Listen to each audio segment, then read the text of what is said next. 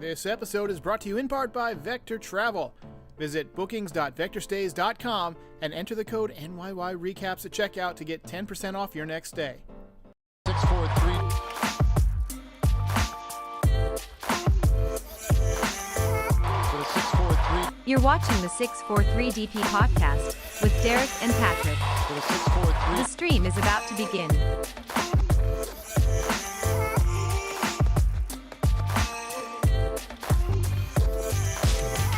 For the 643.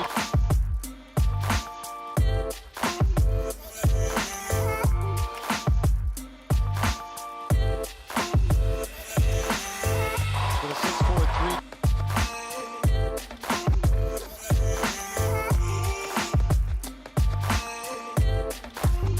Just what the doctor ordered. For the 643.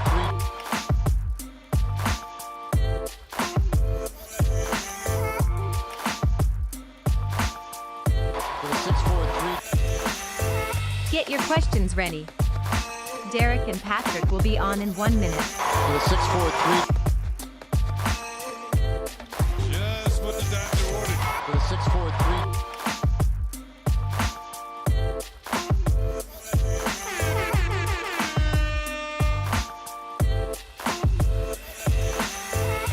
For the 643. For the 643. The stream will begin in 30 seconds. For the 643.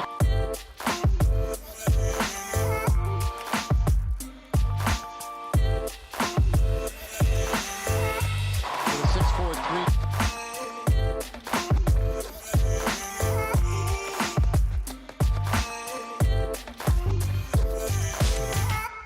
Just what the doctor ordered.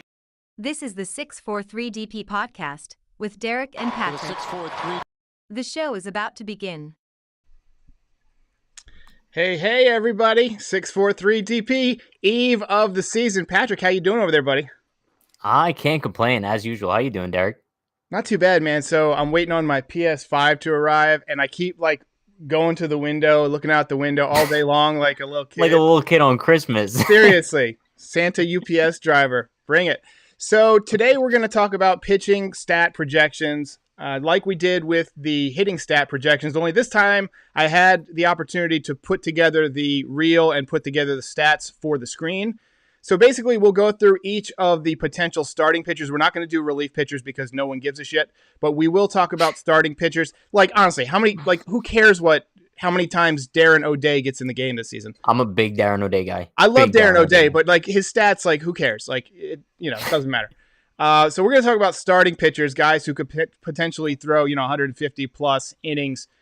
And we're going to start with Gerrit Cole. And I let my man Patrick here have the first crack at it. So Patrick will give his rundowns, and then I'll give mine. And we're going to have this reel going, and it has all of our projections in it. So you might see it ahead of when we announce it, but it'll be on loop because people join at different times, and I wanted everybody to have access to these. So you're going to see a loop on the screen of all of the different pitchers that we're talking about, and then you'll see the stats that we put up for each one. So, Patrick, why don't you start us off with Gerrit Cole? I'm going to put it up on the screen for you. Yeah, so listen, Gerrit Cole, I have this man going 18-5 with a 2.84 ERA. It's not up on the screen, but I have him having over 300 strikeouts this season. I think that we're going to have one of the best seasons of Gerrit Cole's career. And I'm not maybe I'm being a little bit overly optimistic, right? I mean, charge, but I truly believe that Gerrit Cole's going to be in his element this season. First of all, it's his second year in the Bronx, so he's already accustomed to Yankee Stadium. He's accustomed to the AL East now. Second of all, there's fans back in the stadium, Derek. We can't underestimate how important that is, especially for a guy like Gerrit Cole who feeds off of that. We saw in the spring training game when there was one random guy hyping him up in the bullpen, and he went out and dominated. So I just can't wait for Cole to pitch in the Bronx with fans in the stands. I don't know if this is a hot take, probably not, but I think he's going to win Cy Young this year as well. So he's a new dad. He's pitching in front of fans. He's going to have the adrenaline. Again, I think he's going to have an awesome season too. I love your projection. I did mine independently, and I came up with a very similar number. I've got 19-7 2.99 ERA. I originally had him at 3 ERA, but when I was making this video, I was like, that just doesn't look right. I want to give him that extra. Because look, 2.99 looks a lot better No, than it does. 3.0, Easily. doesn't it? I mean, it's like 1 run over 200 innings, not even, really. But seriously, that would tick me off if I was Gerrit Cole. So I went ahead and lowered it. You're welcome, Gerrit. You're welcome for that. So my prediction, 19-7, 2.99. And look, I think he's going to come out and dominate on opening day, too. I'm having a watch party tomorrow. You're welcome to swing by. But I probably will, yeah. I'm saying he's going to strike out at least 10 hitters tomorrow, over under 10.5. I'm going to take the under. I'm sorry. I think he's going to pitch very well. I'm going to say he's going to go like 7 with 2 earned. He's going to give up like 2 random solo shots. Probably have like 8 Ks. 8 Ks. Okay. So we're going to, Yeah. I'm going to say 6 innings, 1 run, 11 strikeouts. Okay. That's my projection. I think he's going to go less, but I think he's going to have more strikeouts, and I think he's going to throw about 100 pitches. Fair enough. All right, let's talk about Corey Kluber, the man on the screen. We're rolling right through this. So Corey Kluber, he's an interesting one. Patrick, I'll let you take it away. Yeah. So Corey Kluber, I have him going 10-5 with a 3.74 ERA. I think it's going to be very interesting to see Kluber in the beginning of the year. That's going to be the key for him. You guys are going to hear me say this all night tonight. It's going to be all about health for him and many other guys in the rotation. But I think as long as Corey Kluber stays healthy, he's a guy who can easily give you under a 4 ERA.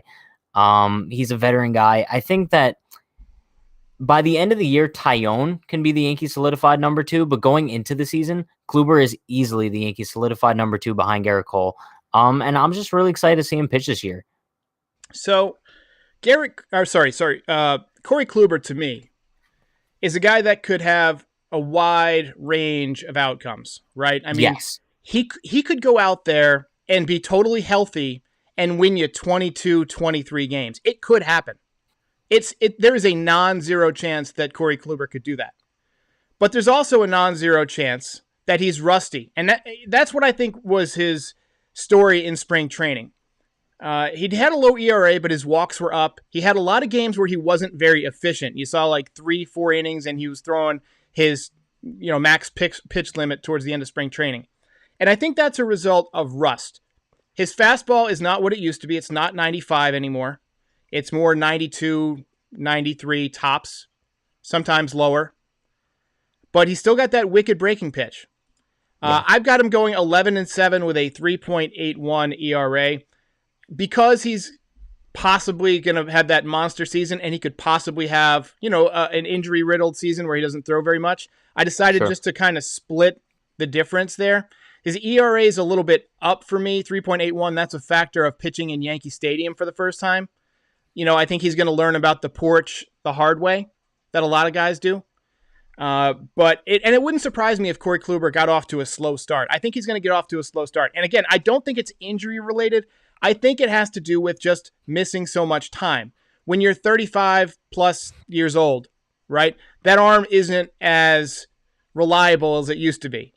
So that could be the case. Yeah, so he's going to have to be very, very judicious in the way he works the ball around the plate because of the new ballpark, and he's going to have to be spot on a lot sooner than he would than he would normally be working his way back from these injuries to have a really good season. So I'm putting him somewhere in the middle. I've got him at 11-7, 3.81. And I think that's a reason. Would you sign up for that?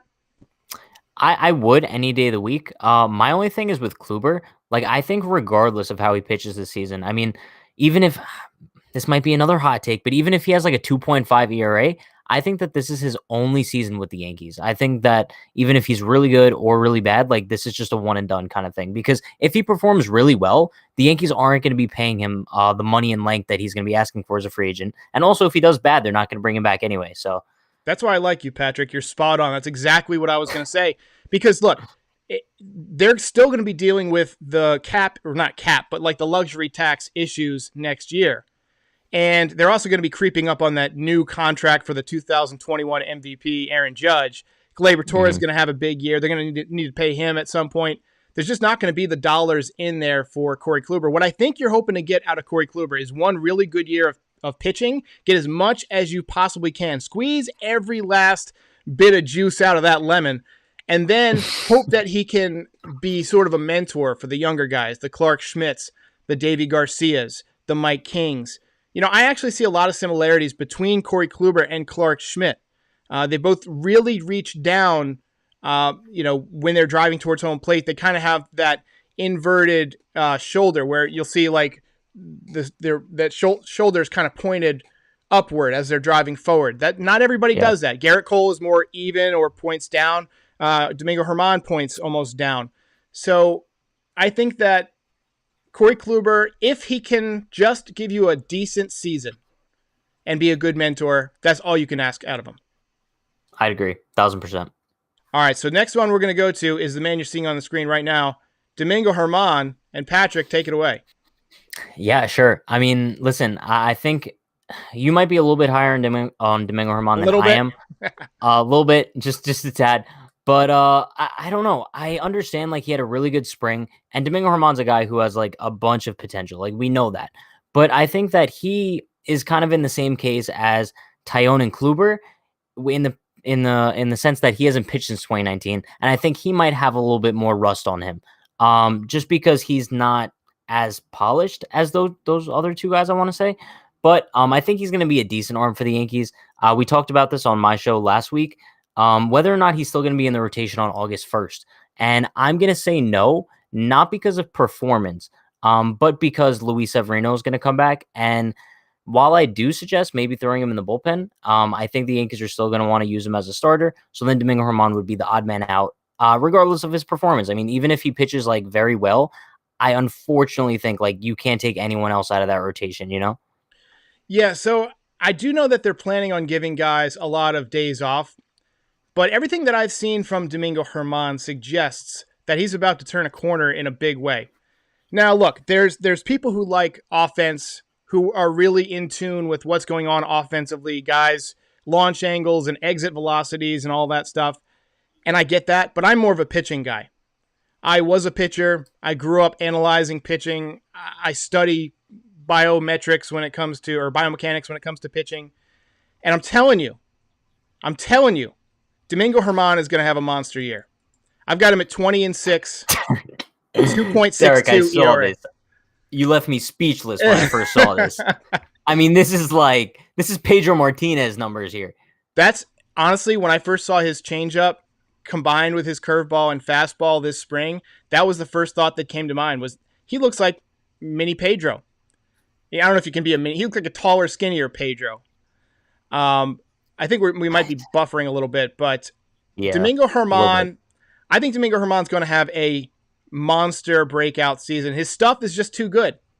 His stuff is just filthy, and I think he's going to lead the team in wins. I think he's going to lead the team in ERA, and I think that they're going to have no choice but to leave him in the rotation. And by the way, I think he's going to go 20-6 in about 28 or 29 starts because I don't think he's going to make 32 starts. I think that they're going to give him some time off, but as well as he's throwing the ball with that offense, I'm telling you, laugh. Derek, I think you broke the chat. The chat doesn't know how to respond. People are losing it. Hey, that's what baseball is. That's why baseball is fun, right? To debate how guys are going to do. In August, when he's 6-7 with a 5 ERA, I'm going to be telling you to trade him. And I'm going to pretend like this conversation never happened. And that's what's fun about baseball. Who was the last Yankee to win 20 games? Let's see. Had to be Mike Messina. CC? Oh, yeah. Maybe it was CC. Yeah, CC Sabathia. He might have won 20 games. Yeah. Yeah, CC. Before that was Mike Messina. So it doesn't happen very often. No. But I think Domingo's going to surprise people. Look, he just got married. He's basically shutting out the world because of his focus is solely on baseball. He's got something to prove, and he wants his teammates to respect him. You can't let up off the gas pedal when you're trying to earn back the support of your teammates every single time out there. And his stuff is just sickening right now. So I think, Yankees 2021 says, I projected him better than Gerrit freaking Cole. I'm well aware of that. I'm well aware of that. I think that his stuff is just so dynamic that he's going to catch the league by surprise this season. I can see him starting off like 10-1 or 10-2, and being and All I'm saying, if this happens, Derek, you are Nostradamus, like easily. Like, and we could have this as prime footage that you are Nostradamus. And if he goes 5-11, then I'm Nostradamus. There you go. So you win either way. That should be my new Twitter handle, Nostradamus. Okay, so let's talk about this guy, Jordan Montgomery. Let's get you low down on him. Yeah, sure. I mean, listen, a lot of people are very high on Montgomery going into. I mean, and very reasonably so. I mean, he had a decent season last year. His ERA was kind of messed up due to a few of really bad clunkers where he didn't even get out of the first. But I mean, based on what we saw in ALDS Game 4, right? I mean, I think Jordan Montgomery is going to have a solid year. Now, going 14-10 with a 3.71 ERA, that might be one of the best fourth starters in baseball. Like, there's no argument there. But yeah, I mean, I think he's another one of those guys, like I mentioned, like Kluber. I mean, he just needs to stay healthy. I think that if he stays healthy, he's going to give you around like a 3.5 to a 3.75 ERA and just eat up some solid innings. We just need health, Monty. Come on. If you're watching this, just stay on the field, please. That's all we need. Anybody who's been watching this show since I began knows that I am a stan for Jordan Montgomery. I've got him but he's not bingo in your eyes, though. Gumby for life. Oh, did I put up the wrong? Did I put it wrong? Oh no, we go. 15-9, 3.68. So I've basically got the same numbers as you do. I'm a couple of digits lower on the ERA. One more win, one less loss. But very Andy Pettitte-like numbers. I see him getting a lot of decisions because he's going to pitch deep into games, right? He's a guy that he doesn't strike out a ton of guys, so he'll probably have less strikeouts than innings pitched. I want him throwing ground balls. I want him getting through innings in 12 to 15 pitches. If you throw 15 pitches an inning, that gets you 7 innings every time because that's 105 pitches. That's what I want out of Jordan Montgomery. I want him to eat innings in the middle of the rotation and do it effectively. So Jordan Montgomery to me is a 15-game winner. He's basically Andy Pettitte V2.0. If you ask me. Now, he doesn't have the postseason pedigree yet of Andy Pettitte. Andy Pettitte he struggled once or twice. The Diamondbacks had his pitches. He was tipping his pitches in the World Series in 2001, and they shellacked him. But other than that, he was pretty much dynamite in the postseason. And Jordan Montgomery last year, really good in his first postseason start. All right, so let's talk about the guy on the screen because I know you're a stan for Jameson Taillon. Let's see Patrick's numbers.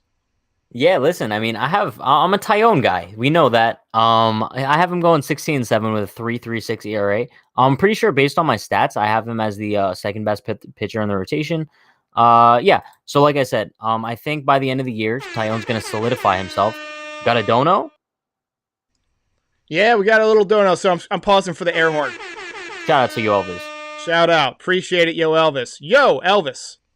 There we go. All right, continue, Patrick. I get it. It took me a second, but I like him because he's backing me up. He did win 18 games, so it's not a stretch that he'll win 2 more games. He's pitching better.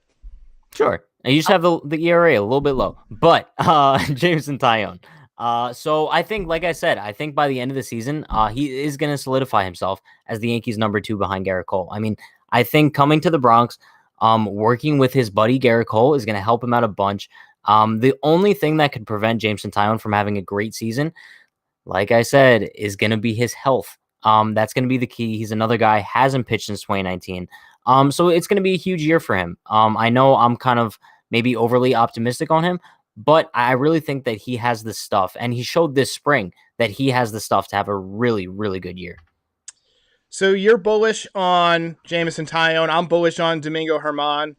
I'm going to pull up my stats for Taillon. I've got him at 9-7, 4.24. I mean, everybody can't have an awesome year, and everybody's not going to come back from injuries. And the reason that I chose to be maybe a little less bullish on Jameson Taillon is just the track record of guys coming back from 2 Tommy John surgeries. It has nothing to do with how good he's looked this spring. I think he's looked fantastic this spring. In fact, I think he's another guy who could do what you're projecting, where he wins 16 games, has that 3.5 ERA. In fact, the last time he pitched a full season, I think his ERA was 3.20. So, it wouldn't be that much of a stretch to say 3.67 if healthy. But the fact that he's only going to throw so many innings, and they're starting him off as the number 5 man in the rotation because obviously they're concerned about that as well. That tells me that they're probably looking at him as somebody who might need a little bit of rest here and there. So I don't think he's going to make enough starts to win 16 games. And I think that because the new motion is going to be something that he needs to get used to, and he's not always going to be perfect. We saw a few times this spring he was overthrowing with that motion. I think that his ERA might, he might have a few bad games. I think he's going to mostly be really good. In his 9 wins, I could see an ERA of like 3.2. But I think he's going to have some clunkers. I think he's going to be one of those guys who every once in a while has a Sonny Gray start, where it's like 2 1/3 innings, 7 runs, that type of thing. Because I can see him walking the ballpark and I can see him serving up some bombs. Sure. I mean, I would say like comparing him to Kluber in a sense, I think his ceiling is higher, but I think his floor is lower. So I could definitely understand your prediction because it definitely could go bad for Taillon this season, like you said with the 2 Tommy Johns. However, I think his ceiling could be higher than Corey Kluber. So you're totally right about the floor. I don't know if I agree with you on the ceiling, but talking about the floor, Corey Kluber, he's such an experienced pitcher, right? He's 2 Cy Youngs, and he relies on movement, right? So he's going to find enough moxie that if he's out there, most of the time he's probably going to pitch pretty well. Even if it's 6 innings, 2 earned runs, or 6 1/3, 3 earned runs, something like that. Most of the time, Corey Kluber is going to give you something like that. Whereas as Taillon, because he's a fastball guy, right? If he doesn't have that spin rate going, he's missing with his fastball, you got to lay one in there at Yankee Stadium, that could be a problem. So we disagree on Taillon, but hey, there's a few more left here. All right, let's talk about the next guy. You're bullish on Deivi Garcia. Let's talk about his numbers. Yeah, I mean, listen, I'm kind of upset Deivi Garcia didn't make the 5th man rotation spot, but he didn't really earn it this spring. Domingo German obviously got that. But I think we're going to see a decent amount of Deivi this year. Like we said before, I mean, we know that there's bound to be at least one injury in the rotation at some point. We know that. And I think Deivi's the first man up in that situation. Next man up, if you want to call him that. So I think he's going to have a decent amount of starts.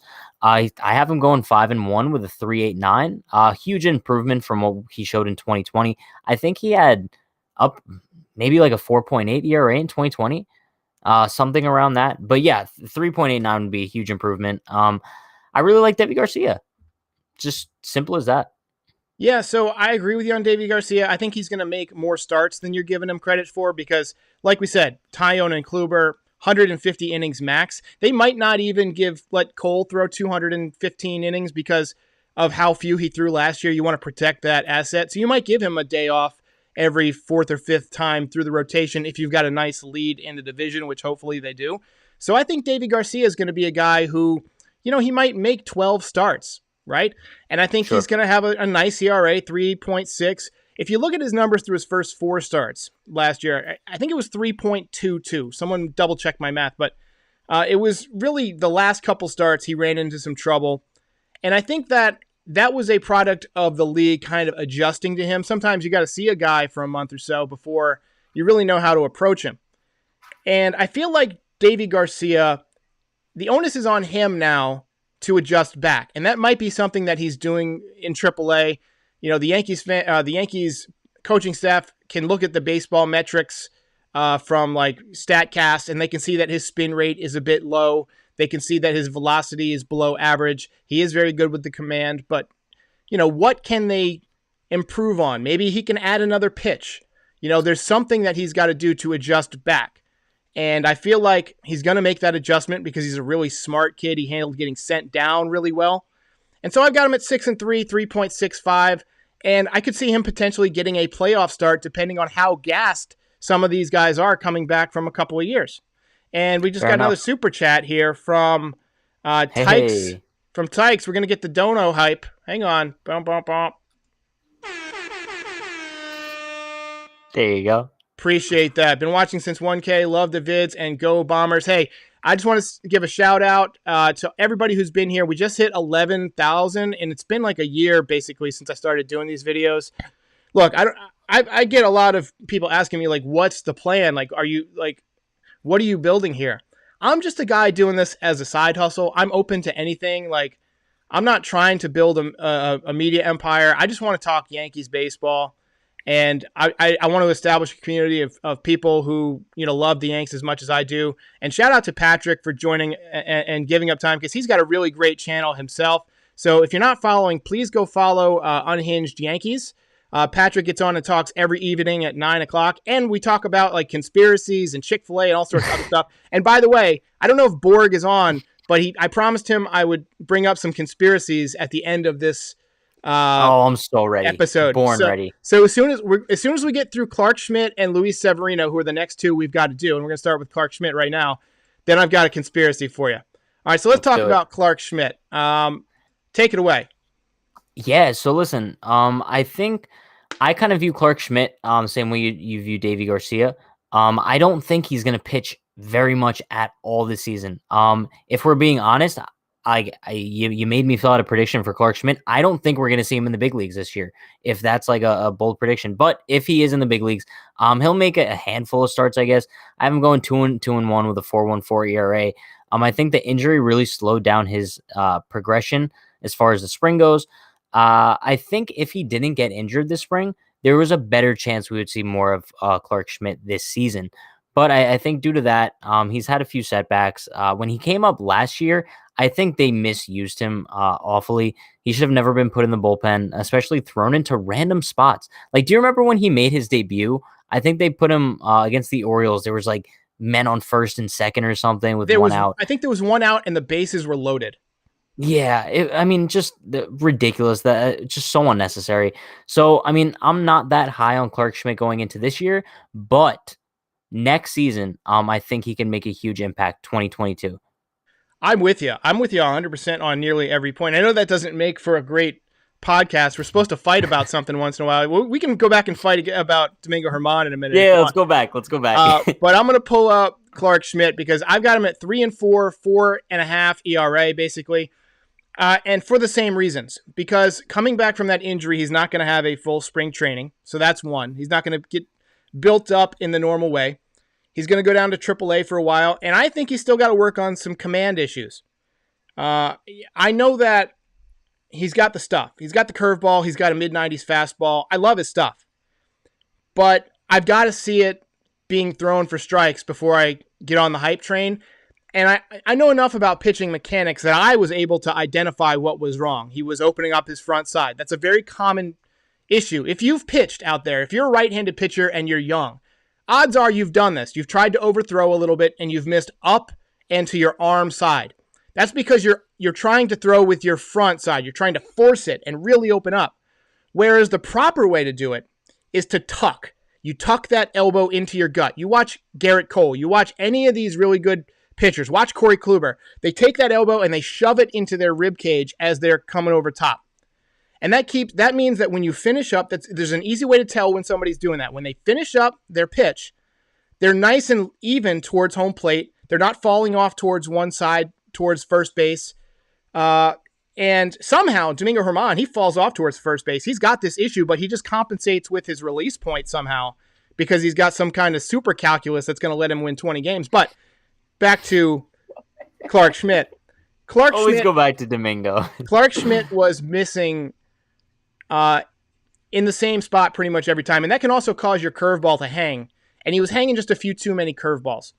But when he was on, we saw that his stuff was really good. So I think he's one mechanical tweak away. And we saw it in the bullpen this winter. But sometimes when you switch to a new motion and you get used to throwing that way, and then you try and throw a little harder, you can all of a sudden open up a little bit like, you haven't opened up that way in a while, so your body's not used to it. And so that puts the strain on the elbow when it wasn't on the elbow as much as your body isn't as used to it, right? And so I think that's what happened. I really think that's what happened. He said he was working on a four-seamer. You only throw the four-seamer to get more velocity. That's the whole point of the four-seamer. He was trying to increase velocity. And instead of just relying on the grip and the mechanics, he tried to overthrow. And that's why he got hurt. And so he's going to have to make that adjustment without overthrowing, right? And then I think he'll be good to go. I think he's going to be the guy who replaces Corey Kluber in the rotation next year. Fair enough. All right. Luis Severino. Let's talk about Louis. Yeah, I mean, Louis. you might get some hate for that, just like the Johnny Lasagna thing. Yeah. So Luis Severino. Apparently he's supposed to return like June, July-ish. I'm not too sure. When he comes, Pat, you're breaking up a little bit. Guys, I think we lost Pat for a minute. Pat, are you there? Yeah, you're there. Yeah, you broke up. It looked like I froze for a minute. Yeah, you froze for just a second. Okay, so back to Luis Severino. So apparently he's supposed to return like June, July. Yeah, listen, my kind of idea for Luis Severino was to put him in the bullpen when he comes back. I don't think the Yankees are going to do that. I think he's going to take a rotation spot. But I think I'm probably maybe overly pessimistic on Luis Severino just because I'm not expecting anything from him. Especially like he's in the same boat, hasn't pitched since 2019. I don't know. Like, I don't really have much reasoning as to why I think Severino is going to be rusty. I just have a gut feeling about it. So I'm going to give you my take on Luis Severino, slightly different, so we get to fight a little bit, and I'll tell you why. I'll try not to filibuster like I did for Clarke Schmidt and for Domingo German, but Luis Severino is coming back from Tommy John surgery, and even if he's substantially worse than he was last time, he's still a good bullpen piece, but there's no reason to believe he's going to pitch any worse than he did. You know, the track record for guys coming back from Tommy John is pretty good. And he's still got the stuff. I mean, they said that in his first outing, he was throwing basically almost 100 miles an hour in the bullpen. So it's healthy. He's confident. I think that he's probably going to make 10 to 12 starts this year. I think he's going to come back in July. I don't think he's going to jump right into the 5-man rotation. I think they're going to do kind of what they did with him when he came back last time, which is start for 2 innings as kind of like an opener, and then the next time maybe start for 3 innings, and then maybe he pitches 5 innings, and then 7 innings, and then 7 innings, and so on. But I see no reason that he can't come back and be almost full strength. And 3.70 ERA, 6-2 record, I think that's well within reach for him. He was much better than that before he went out. So I'm bullish on Luis Severino, and that I think just adding him mid-season, if he shows that he can be healthy for October, that's really all you need. And in the playoffs, a healthy Gerrit Cole and a healthy Luis Severino is the best 1-2 in the American League. I don't care what you say. Fair enough. I mean, can't complain there. All right, so let's talk about conspiracies. No. All right, this is just for Borg, and we'll finish off because it is opening day tomorrow. My PlayStation 5 should presumably be here any minute. So have you seen it? I have not seen that, but sometimes the UPS gets here like an hour later than expected. But it is a signature thing, so they're not going to just leave it on the door. So I've got to keep it early. But hey, everybody, I am having a watch party, and I'm having my Yankees game day first episode of the season. It comes out at 9 a.m. I might get up early and make it live a few minutes early. But we're doing a watch party tomorrow at 1 o'clock, and it's going to be super fun. I'm going to give you a preview of what that looks like real quick. Patrick, if you just hang on real quick, let me pull that up. Hang on. All right, so that's what we're looking at for tomorrow. Going to be fun. All right, so conspiracy. Borg is here. Oh, no. I just wanted to make sure that Borg was here. Conspiracy recap. I call him Brog. Brog? I like calling him Brog. Yeah. I heard about something called the double moon theory. I actually heard about 2 conspiracy theories that I want to talk about. The first one is called the double moon theory, which is that there's actually another moon behind our moon, right? And that it's tidally locked. So, like, you notice how you never see our moon spin around? It's always facing the same way. It's what's called tidally locked with our... Sure. So the theory is that there's another moon beyond our moon that is, a quarter of the size or half the size of that moon. So you can't see it, but it's right directly behind our moon. And it's weird because people think that the actual moon might be there to hide this second moon. Yeah, it might be artificial. And Derek, I went down the rabbit hole on this forever. So it's weird because our moon is exactly 400 times closer than the sun, but it's 1/400th of the size. So they look the exact same size in the sky, which is bizarre. But Derek, why would we want to hide the moon? It's not us. So the thought was that, like, tying into that ancient aliens thing that we talked about a few episodes ago, apparently there's some ancient civilization that's super advanced on this little moon, and they constructed this other moon to hide themselves. So that's the theory. And the other theory that I heard about, and this was on Answers with Joe the other day, which is one of my favorite YouTube channels. There's something about, there was this king, and I got to learn more about this, who wanted to live in the year 1000, right? He wanted to be the king in the year 1000, but the year was like 791 or something like that. So they just changed the calendar. And so the years like 800 to 999 didn't really happen. So every piece of history that happened in that era is actually made up because the guy who was king and controlling the calendar at the time wanted to jump like 200 years. Yeah, but what did the people say then? Weren't the people confused? I don't know. I wasn't They're there. like... But there's evidence for this because there's not a lot of there's a lot of conflicts in like the carbon dating from stuff that should have been from that period or that's rumored to be from that missing chunk of time. It actually appears to be a little newer. And then there's like not a lot of data from stuff that happened during those dark ages. And like people like Charlemagne, they're saying are like fake, that they were just made up. A lot of these are just myths and stories that were made up just because of this one king who wanted to be the king in the year 1000. That's interesting. I mean, that's something like I might actually want to look into. But the double moon one, like there's no way. Like that one's ludicrous. It's worth. I'm not saying it was. I'm saying it's a conspiracy theory. It's a rabbit hole to go down. No, yeah, I'm dismissing that one though. Like chat, like you guys can, if anybody ever asks you about the double moon theory, you can tell them Pat discredited that. So just let them know. Lori just gave me the clown horn.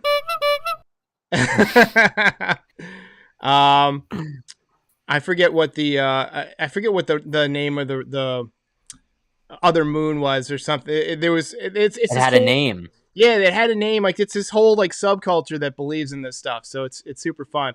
All right, what else you got for me, Patrick? Before we call it tonight, your prediction for opening day tomorrow, final score, who wins?